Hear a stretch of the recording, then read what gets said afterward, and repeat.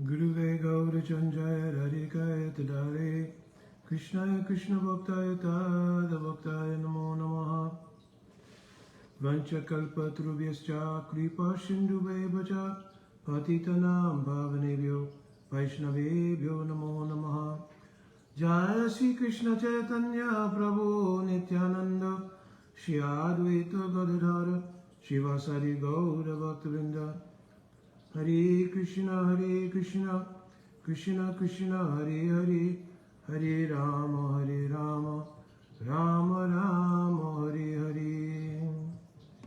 Dhanavad Pranam devotees. So this is a short Q&A. I'm trying to, of course, as I always say, stay abreast of and up to date on the questions and answers that come in. So here there was just a few questions, and I'm going to try to answer them. Not in full, but at least in synopsis. So the first question was that Al Srila Prabhupada is mentioned in the 10th canto Srimad Bhagavatam that for a person who has struggles with sex life or sexual energy, then they should hear the rasa lila of Shri Radha and Krishna. Dandavad Sadhana Siddha Prabhu. That they should hear the rasa lila of Shri Radha and Krishna. So the statement is true, but there's obviously some caveats and some flushing out that needs to be done. The actual verse is Vikridam Vrajavadubiri Jam Travishnu Shranvito Anushunu Yadvanayadyaha.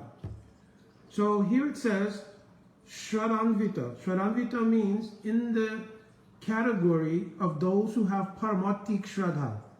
It means those whose faith is realized faith. Continuously, anusranu, continuously hearing from them. So here the indication would be that it's not only the hearing of Ras Lila Katha, but it's the hearing of everything also in relation to Ras Lila Katha, including what is all Jiva Tattva, Bhakti Tattva, Rasa Tattva, because without understanding these things, then the nature of Ras Lila won't be digested. Hearing it will still give the potency of the power coming from it, from any Harikatha, to develop the attraction to coming to a level in which it can be digested. But unless the other tattvas are understood, then you won't be able to digest or really understand what is Ras Lila, right? So here it means Anushanu, and also the word Anu here means continuously, but it means while doing anugatya to that person who has paramatik shraddha, means sadhu guru. While following them, and anu here also means anutva. Anutva means a sense of humility, a sense of being like very small, right? So very humble. So having these three things, anutva, very much humility, anu meaning continuously, meaning not only continuously hearing, but continuously anu following the example of Sadhan Bhajan, hearing in that way, that will have the effect of replacing the Jad Ras, means the material taste of sex life, with Param Drishta Nivartate, the superiority of Seva to the divine Adi Rasa or conjugal Rasa of Shri Radha Krishna Yuga. Understand? So it's not just hearing will take away sex life. So it's hearing, and here's the way in which hearing will remove mundane attraction in sex life. In that same regard, another question came in regarding, is not celibacy one of the elements? Well, let me look at it. I have to look at it because these people write really complicated questions. Hold on. Give me a second. Oh. Isn't it that celibacy can lead to repression? And isn't repression one of the problems that's been faced in our society in terms of honesty, genuineness, and then he goes on to enumerate a number of other problems that have arisen from the lack of honesty, openness, etc., etc. So no, celibacy and repression are not axiomatically to be equated, because everybody practicing celibacy is not repressed. So Repression comes when there is a struggle between the material influences that we have and the spiritual impressions that are pushing us forward in spiritual life. When those two things have an intersection, sometimes a difficulty arises in dealing with that push from both sides, so to speak. Right? So it's not that that can necessarily be couched as repression. That is the unfoldment process in bhakti. I've been speaking on this over the last month or so. Maybe on tomorrow I'll have a facilitation of Harikatha at our mandir here. And I'll also speak about the psychology of bhakti, because I think for many devotees, it's something that's misunderstood. That bhakti does not have a emotional, psychological component to deal with various phases of the unfolding process. And therefore, it even leads devotees to going outside the arena of bhakti and search out various other modalities in order to satisfy dealing with psychological or emotional. I'm not talking about acute psychological emotional problems here. I'm talking about the occurrences that take place while we're trying to unfold in bhakti, the challenges, the peaks and the valleys that take place organically while you're trying to practice. So some devotees having an emotional response and psychological response to those times, they don't understand it within bhakti that there is the modality or the ability to deal with them. It's just that devotees, sometimes when we're reading the teachings of our Guru Vargas, our Parampara, we tend to look at it more academically than as a mode of application. In other words, we read it and it's information. I'll put the information in my data bank because this is part of bhakti. But we fail to look at it as this is the manual for application of something. So I've been speaking from Madhurya Kandamini of Srila Vishwanath Chakravarti Thakur Pad. And there, especially in the beginning of Madhurya Kandamini, he goes over Anistita Bhakti, he goes over the four genesis of two things being material influences and two things being previous spiritual influences, and then how they manifest four types of four northers. So I'm going over all these things on Sunday. But this is the methodology by which we can understand how to deal with psychological and emotional issues when they arise due to that pressure coming from material and spiritual influences simultaneously pressing. Or sometimes it's just an overwhelming thrust of material impressions, right? Because remember, we have been on a sojourn in this world from Anadikal. There's no beginning time when this took place. So now we've taken up the path of bhakti. We cannot exactly determine when. You can kind of look at the development of someone in bhakti and you get an idea of the praktanaka samskars, means the previous samskars they had to be in the position they're in relation to bhakti. But everybody's individual, right? Everybody's karmic DNA as well as their bhakti DNA is completely unique to them. So everybody's in a very unique position. So one of the things is that we certainly cannot always equate celibacy with repression. For a lot of people, celibacy is an organic outgrowth of practicing bhakti, or in some cases not. Some cases, my brother ran a business and his business partner practiced celibacy. He practiced celibacy because he felt that it gave him the concentration and energy to pursue financial success. So he became a millionaire. He was genuinely a millionaire, but that was his goal in following celibacy. So, and he obviously did not feel repressed because he felt that the taste of material success was his reciprocation or his remuneration from his practice of celibacy. Of course, in bhakti, we don't couch things as looking for remuneration for what we do.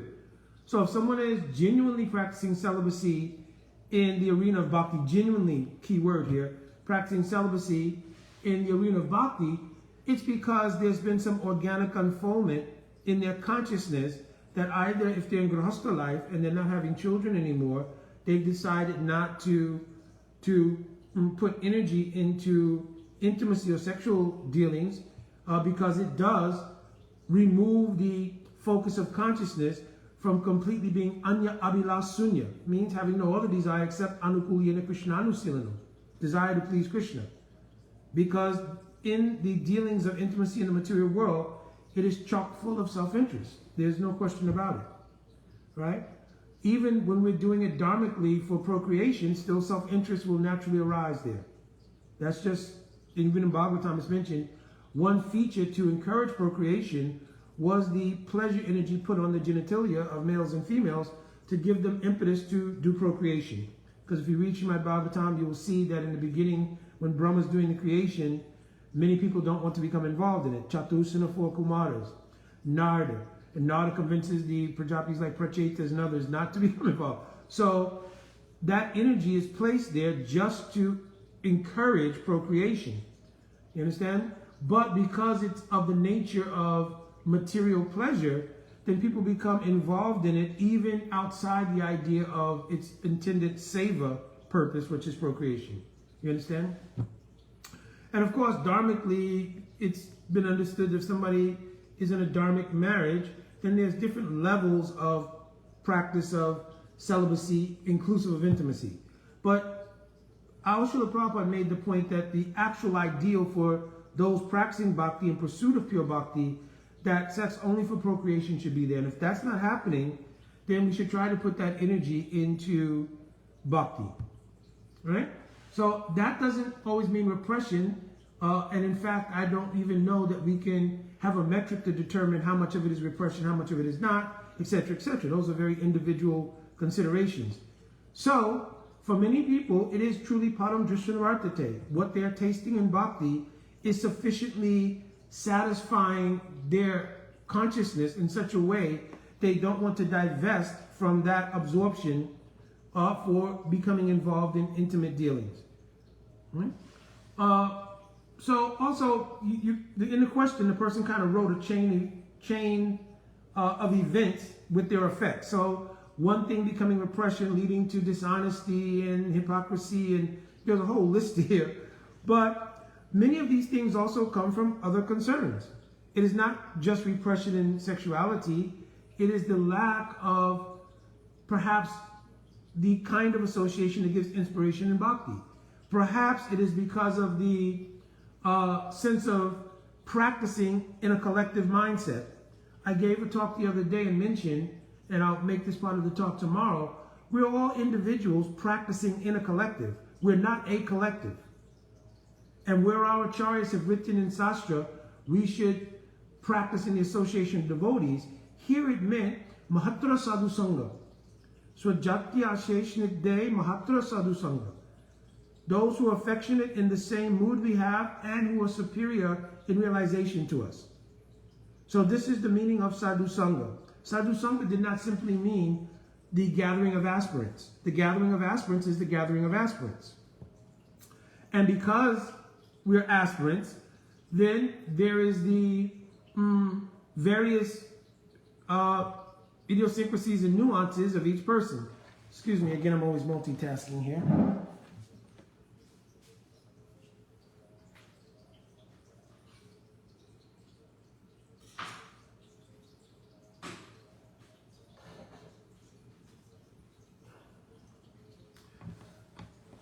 And normally this is the time also that we're making preparations or just prepping everything for Thakurji's offering.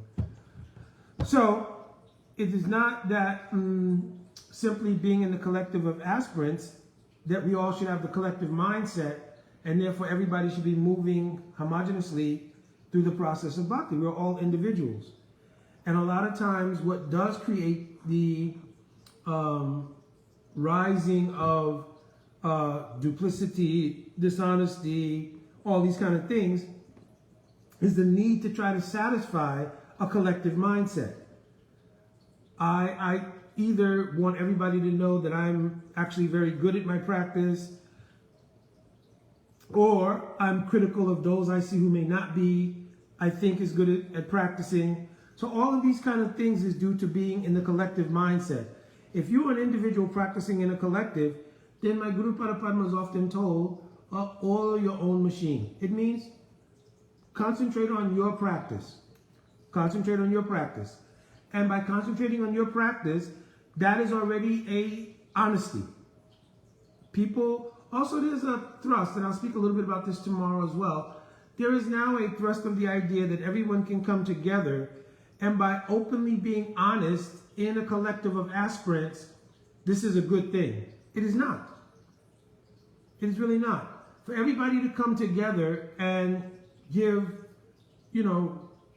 exposure to their own various struggles, this, that, what it does is it brings out that struggle from within you, where the most competent arrangement, which is Antaryami, Sri Bhagavan himself, and if you are truly having the proper mood with Guru, Guru's presence is also there. So the two most powerful elements to help you reconcile any problem is within you. Sri Guru and Antaryami, Super Soul.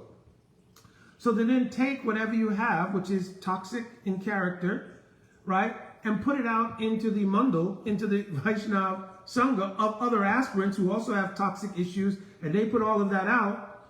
It's like everybody taking their garbage from the house, bringing it to a mandir or a Ishtagoshti, which is really Ishtagoshti means a place, Gosht, in which the glorification of the Ishtadev should be done. But now we'll take all of the garbage bringing from home and place it in the mandir and, say, wow, I'm relieved of the smell of that from my own personal house, but now just put it in the mandir in the association of everyone else. So this is really not a good habit, right? Because unless you are revealing something to Guru or Sadhu in whom you have great faith, who has the capacity to both diagnose and treat whatever that thing is, by bringing it out in front of everybody else, it only puts it in the atmosphere. It doesn't dissipate it. So you feel some sense of relief because now I've projected what I was suffering from or struggling with into the general atmosphere and let other people carry that burden. Then other people will also do that. So now what we've done is we've essentially picked up, just like I was giving the example of people each bring their individual garbage from home and they put it down, whereas you had one bag before. Now if there are 10 or 20 people there, right, and everybody's bags are of different sizes, and now you try to equally split that, you may end up with more baggage than you came with. You understand? Or if you have less baggage, you put that baggage on someone else. So this is not Vaishnav dealings. You understand? This is not Vaishnav dealings. And it is a misinterpretation of Guyam Akyati Prichati, one of the exchanges of love between devotees. Tadati Pratagri Nati Guyam Akyati Prichate, Bhukte Bojayate Chaiva, Sadviram Priti Lakshanam. So Priti Lakshan means it has to have the Lakshan, the quality of Priti. So how is it love for me to come and project all of my struggles onto you? You'll hear them. By hearing them, you have to acknowledge them, and that comes into your chitta. Just like my Gurudev says, this is the reason, don't criticize anyone. Because when you criticize, you create a bridge from your chitta, your consciousness, to theirs, and on that bridge, whatever faults they have comes back to you. So this is not a good practice or modality in the name of community building and other things, to simply come together and put out the nature of whatever kind of toxicity may be going on in our practice or unfoldment of the practice, and just put that out in the Vaishnav Mandal, among other aspects. If you are in a situation, just like my Guru Parapadma, I used to observe, if someone had any personal issue, he would say, come and see me privately. He could have taken that issue in the open form of Vaishnava. No, come and see me privately. Because this is the way that one should reveal and deal with a particular issue. And when that is taking place, and one is acting as an individual, rather than acting in a collective mindset, one does not feel the anxiety, pressure, remorse, regret, and other kinds of more debilitating emotional states that come from thinking I have to be part of a homogeneous collective, and if I'm falling short of that, I have to keep it secret, and that creates a whole other kind of dishonesty and pressure and so forth, so on. So no need. You are an individual practicing bhakti in a collective. And therefore, whatever your unfolding process is, has been acknowledged, first of all, by our acharyas.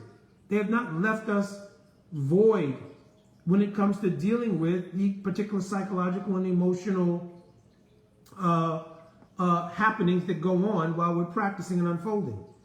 So, as I mentioned from Madhurya Kandamini, if you will study it closely, especially under guidance, then you will be able to take those wonderful things acknowledged by Srila Vishwanath Chakravarti Thakur Pad, have self-analysis, and then also have the application of what is the recommendation within the framework of bhakti to deal with those things.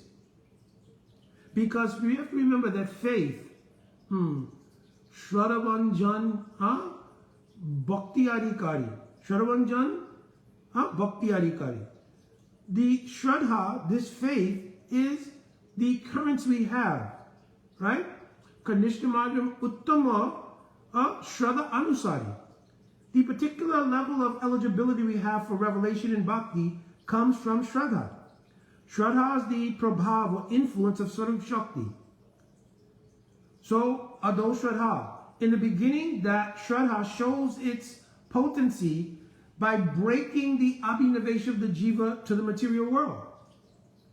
Something the jiva could not accomplish on their own.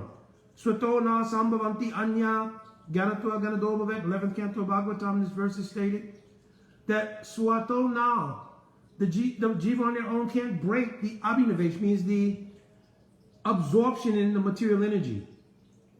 Material energy has those 5 features: avidya, asmita, rag, dvesh, abhinavesh. So abhinavesh means an inextricable absorption. But when Shraddha comes, Shraddha Varajam Shraddha Anupayani Varajam, Bhakti Unmukhi Chitta Vritti Vishesh. Bhakti has the prabhav, power of Sarup Shakti, to break the abhinavesh of the jiva and turn the jiva towards Bhagavan Seva. How powerful is Shraddha? So we have to be careful not to divest. When we place our Shraddha in bhakti, and particularly in the sadhu in the practice of bhakti, we should not divest.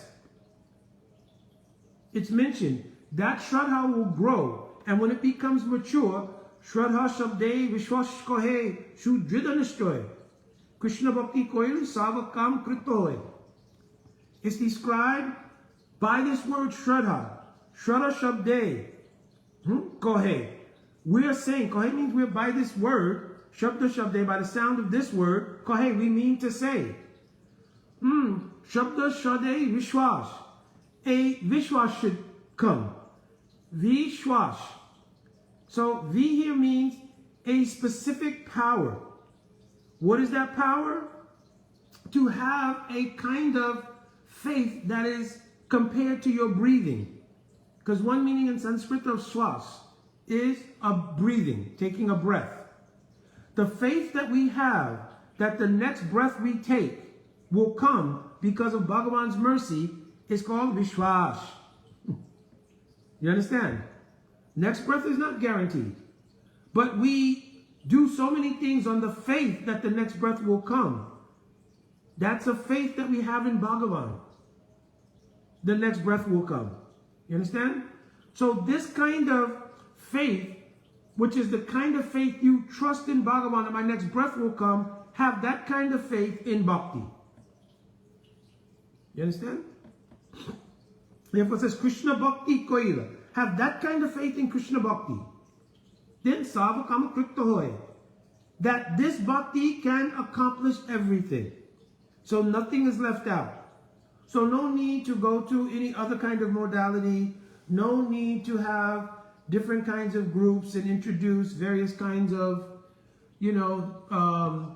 sort of material ideas that have come up from within the spectrum of materialists. Not for pursuit of pure bhakti.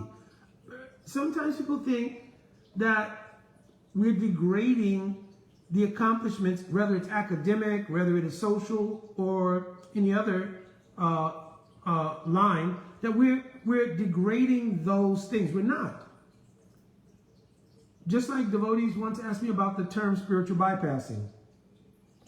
And I told them we don't want to put that in the lexicon of our Vaishnav dealings, because the person who generated that term was an individual. He was a professor and he's a psychologist, a sociologist, and he was practicing Buddhism.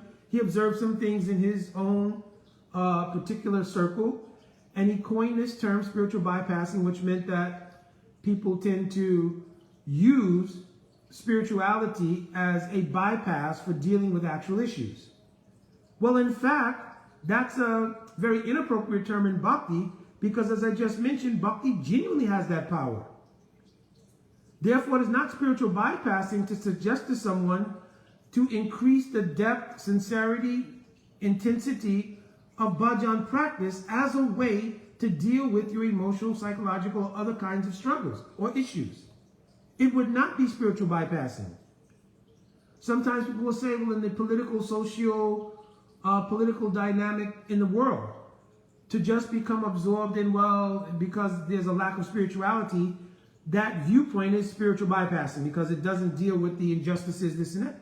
Reality is that from a Krishna conscious perspective, because it's an absolute truth, if the absolute truth was understood, would the social, economic, and other kinds of problems exist?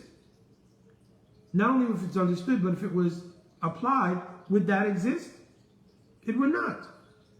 Therefore, it is an absolute fact that within the context of bhakti, Krishna bhakti koile savakam kritoy, all issues can be solved. So that is not spiritual bypassing, that is spiritual reality and the power of spiritual reality. In the absence of realizing that spirituality, a person may conclude that spiritual bypassing is being applied because we're saying, oh, we'll take the application of bhakti and apply it to remedy whatever struggle or issue you're going through. No, bhakti, that's spiritual bypassing. But what I will do is I will go and attend a seminar on a particular modality. Now, how will whatever you do work if you don't invest faith in it? If you don't have faith in something, how will it work?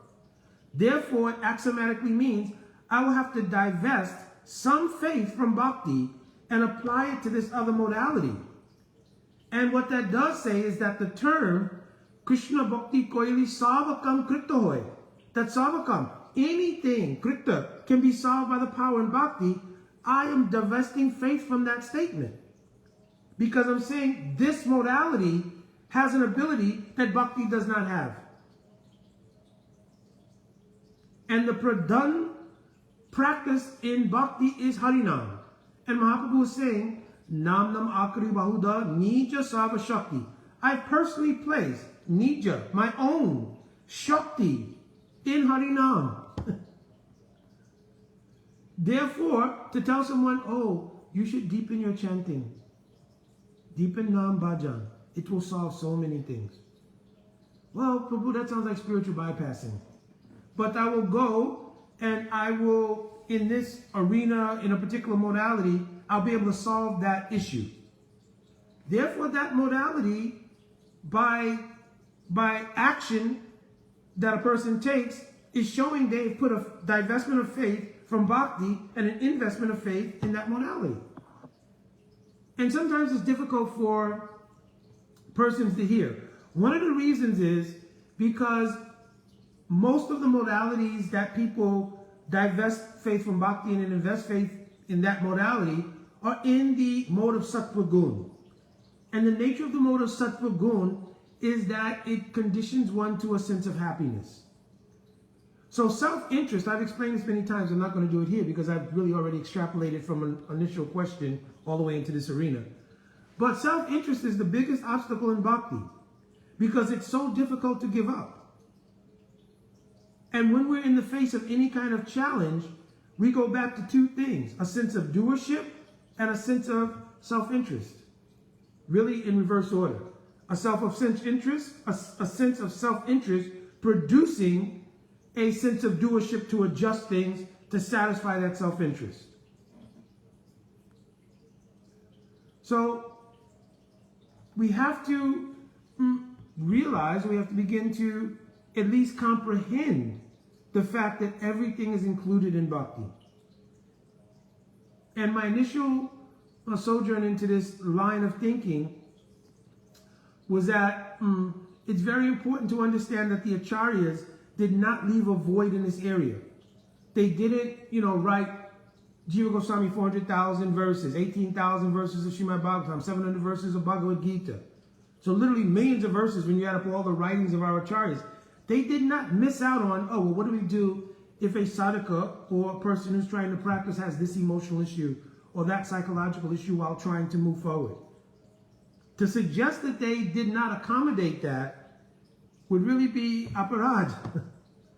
Therefore, we have to, through association with mature devotees, right, see where do I find in the canon of our theology how to deal with this or how to deal with that.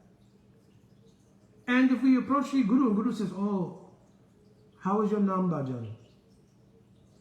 Are you attentive in Nam Bhajan? Are you synthesizing Nam Bhajan and Harikatha, the Swarup of Nam? And then we think, oh, this is spiritual bypassing. I need to hear something else. Something more related to my mind, my body, my, I, mine.